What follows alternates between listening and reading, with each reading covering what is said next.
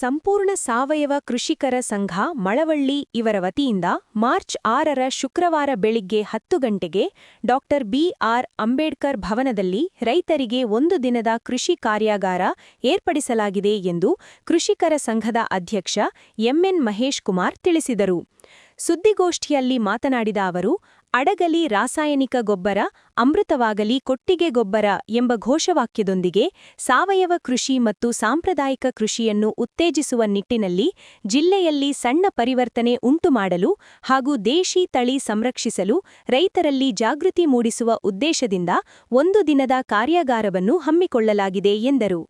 ಇದರ ಜೊತೆಗೆ ಭೂಮಿಯ ಫಲವತ್ತತೆ ಹೆಚ್ಚಿಸಲು ನಿಮ್ಮೆಲ್ಲರ ನಡೆ ಸಾಂಪ್ರದಾಯಿಕ ಕೃಷಿಯ ಕಡೆ ಎನ್ನುತ್ತಾ ಮನೆಗೊಂದು ಹಳ್ಳಿಕಾರ್ ಹಸು, ಊರಿಗೊಂದು ಹಳ್ಳಿಕಾರ್ ಹೋರಿ ಎಂಬ ಸಂಕಲ್ಪದಿಂದ ಜಿಲ್ಲೆಯನ್ನು ರಾಸಾಯನಿಕ ಮುಕ್ತ ಜಿಲ್ಲೆಯನ್ನಾಗಿಸಲು ಈ ಕಾರ್ಯಾಗಾರ ಆಯೋಜಿಸುತ್ತಿದ್ದು 1,500ಕ್ಕೂ ಹೆಚ್ಚು ರೈತರು ಭಾಗವಹಿಸುತ್ತಿದ್ದಾರೆ ಎಂದರು. ಮಂಡ್ಯ ಜಿಲ್ಲೆ ಅತಿಯಾದ ರಾಸಾಯನಿಕ ಬಳಕೆಯಿಂದ ಭೂಮಿ ಹಾಳಾಗ್ತಾ ಇದೆ. ಮಂಡ್ಯ ಪರಿಸ್ಥಿತಿ ತುಂಬ ಹದಗೆಟ್ಟಿದೆ, ಆರ್ಥಿಕವಾಗಿ ಸ್ಥಿತಿವಂತ ಇಲ್ಲ ಅನ್ನೋ ನಿಟ್ಟಿನಲ್ಲಿ ನಾವು ಹಲವಾರು ಕಾರ್ಯಕ್ರಮವನ್ನು ಹಮ್ಮಿಕೊಂಡು ಬಂದಿದ್ವಿ. ಈಗ ನಾವೊಂದು ಬೃಹತ್ ಸಭೆಯನ್ನು ಮಾಡಿ ಮಂಡ್ಯ ಜಿಲ್ಲೆಯನ್ನೇ ರಾಸಾಯನಿಕ ಮುಕ್ತ ಮಾಡಿ ಸಂಪೂರ್ಣ ಸಾವಯವಕ್ಕೆ ಒತ್ತು ಕೊಡಬೇಕು, ಸಾಂಪ್ರದಾಯಿಕ ಕೃಷಿಗೆ ಒತ್ತು ಕೊಡಬೇಕು ಅನ್ನೋ ದೃಷ್ಟಿನಲ್ಲಿ ಕಾರ್ಯಕ್ರಮ ಹಾಕ್ಕೊಂಡಿದ್ವಿ. ಮಾರ್ಚ್ 6ರಂದು ಬಿ.ಆರ್. ಅಂಬೇಡ್ಕರ್ ಅವರ ಭವನದಲ್ಲಿ ಆಯೋಜನೆ ಮಾಡಿದ್ದೀವಿ. ಈ ಒಂದು ಕಾರ್ಯಕ್ರಮ ಅಭೂತಪೂರ್ವವಾದ ಕಾರ್ಯಕ್ರಮ, ಮಂಡ್ಯ ಜಿಲ್ಲೆಯನ್ನು ಪರಿವರ್ತನೆ ಮಾಡುವಂಥ ಒಂದು ಕಾರ್ಯಕ್ರಮ ಅಂತ ಹೇಳೋದಕ್ಕೆ ಇಷ್ಟಪಡ್ತೇವೆ. ನಾವು ಅಡಗಲಿ ರಾಸಾಯನಿಕ ಗೊಬ್ಬರ, ಅಮೃತವಾಗಲಿ ಕೊಟ್ಟಿಗೆ ಗೊಬ್ಬರ ಎಂಬ ಘೋಷವಾಕ್ಯದೊಂದಿಗೆ ಹೊರಟಿದ್ದೀವಿ. ಸಾವಯವ ಕೃಷಿಗೆ ಒತ್ತು ಕೊಡಬೇಕಾದ್ರೆ ನಮ್ಮ ದೇಶಿ ತಳಿನ ಉಳಿಸ್ಬೇಕು ಅನ್ನೋಕ್ಕೋಸ್ಕರ ಮನೆಗೊಂದು ಹಳ್ಳಿಕಾರ್ ಹಸು, ಊರಿಗೊಂದು ಹಳ್ಳಿಕಾರ್ ಹೋರಿ ಎಂಬ ಸದುದ್ದೇಶದಿಂದ ಪರಿವರ್ತನೆ ಮಾಡಿಕೊಟ್ಟಿದ್ದೀವಿ. ಆದಷ್ಟು ರಾಸಾಯನಿಕ ಬಿಟ್ಟು ನಾವು ರೈತರು ಬೆಳಿಬೇಕು, ಜೊತೆಗೆ ರೈತ ಅವನೇ ಮೌಲ್ಯವರ್ಧನೆ ಮಾಡಬೇಕು ಅನ್ನೋ ನಿಟ್ಟಿನಲ್ಲಿ ಕಾರ್ಯಕ್ರಮ ಹಮ್ಮಿಕೊಂಡಿದ್ದೀವಿ. ಈ ಕಾರ್ಯಕ್ರಮಕ್ಕೆ ನಮ್ಮ ಆದಿಚುಂಚನಗಿರಿಯ ಪೀಠಾಧ್ಯಕ್ಷರಂಥ ಶ್ರೀ ಶ್ರೀ ಶ್ರೀ ನಿರ್ಮಲಾನಂದನ ಸ್ವಾಮೀಜಿಗಳು ಬಂದು ಅವರು ಬರ್ತಾರೆ.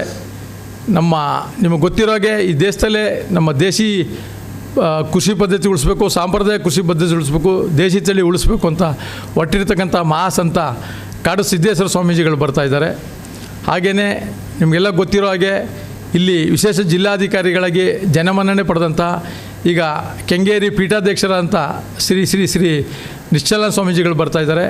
ಹಾಗೆಯೇ ಕೃಷಿಗೆ ವಿಶೇಷವಾದ ಆದ್ಯತೆಯನ್ನು ಕೊಟ್ಟು ಕೃಷಿಯ ಜೀವಾಳ ಮಾಡಿಕೊಂಡು ಇವತ್ತು ನಿವೃತ್ತಿಯಾದರೂ ಸರ್ಕಾರ ವಿಶೇಷವಾಗಿ ಅವರನ್ನು ಗೌರವಿಸಿರೋದ್ರಿಂದ ಕೃಷಿಗೆ ಆದ್ಯತೆ ಕೊಡ್ತಿರ್ತಕ್ಕಂಥ ಕೃಷಿ ಬೆಲೆದ ಆಯೋಗದ ಅಧ್ಯಕ್ಷರಾದಂಥ ಅಶೋಕ್ ದಳವಾಯಿ ಸರ್ ಬರ್ತಾಯಿದ್ದಾರೆ.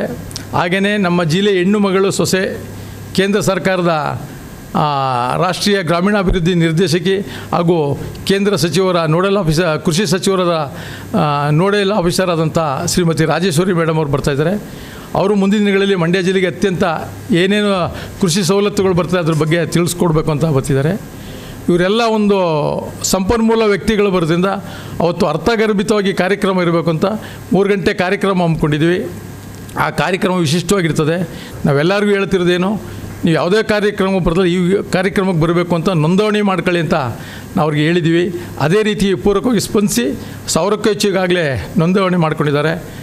ನಂತರ ನಾವು ಅವ್ರು ಬರ್ತಕ್ಕಂಥವ್ರಿಗೆ ನೀವು ಈ ಪರಿಸರ ಉಳಿಸ್ಬೇಕು ಅನ್ನೋ ನಿಟ್ಟಿನಲ್ಲಿ ಅವ್ರಿಗೆ ಬಟ್ಟೆ ಬ್ಯಾಗ್ ಕೊಟ್ಟು ಪ್ರಮಾಣ ಮಾಡಬೇಕು, ನಾವು ಪರಿಸರ ಉಳಿಸ್ತೀವಿ, ಪ್ಲಾಸ್ಟಿಕ್ಕನ್ನು ನಾವು ಬಳಸೋದಿಲ್ಲ ಅಂತ ಪ್ರಮಾಣ ಮಾಡಿ ಇದನ್ನೇ ಬ್ಯಾಗ್ ಎಲ್ಲೋದ್ರ ಜೊತೆಯಲ್ಲಿ ತಗೊಂಡೋಗ್ಬೇಕು ಅನ್ನುವಂಥ ಸದುದ್ದೇಶದಿಂದ ಅದೊಂದು ಕಾರ್ಯಕ್ರಮ ಹಮ್ಮಿಕೊಂಡಿದ್ದೀವಿ.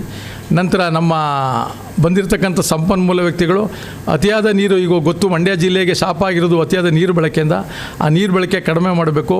ಎಷ್ಟೇ ಕಷ್ಟದಲ್ಲಿ ನೀರು ಕಡಿಮೆ ಆದ್ರೂ ವ್ಯವಸಾಯ ಮಾಡುವಂಥ ಒಂದು ಪ್ರವೃತ್ತಿ ಬೆಳೆಸ್ಕೋಬೇಕು. ಗೋಷ್ಠಿಯಲ್ಲಿ ಸಂಘದ ಕಾರ್ಯದರ್ಶಿ ಚಿಕ್ಕಣ್ಣ, ಸಹ ಕಾರ್ಯದರ್ಶಿ ಶಿವಕುಮಾರ್, ಸದಸ್ಯರಾದ ಸುವರ್ಣ, ಅಪ್ಪಾಜಿ, ಕೆಂಪರಾಜು ಹಾಗೂ ದಿನೇಶ್ ಇದ್ದರು.